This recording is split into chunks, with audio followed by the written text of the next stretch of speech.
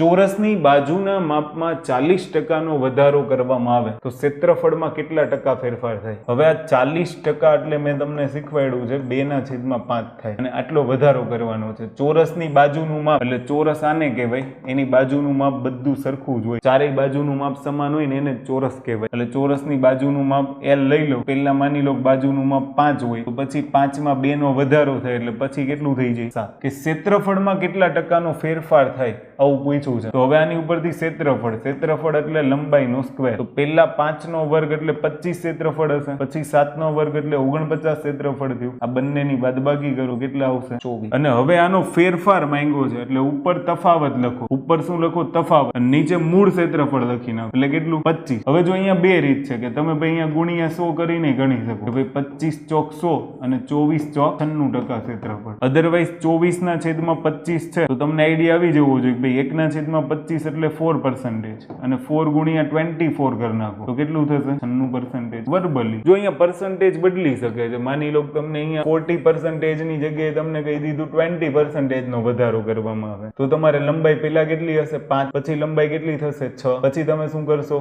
a બરાબર L² તો 25. અહીંયા કેટલા? 36. બંનેનો તફાવત કેટલો આવશે? તો કે 11. અને હવે તમારી પાસે ગુણોત્તર કેટલો આવ્યો? કે 11/25. તો જવાબ આવશે 11 ચોક 44%.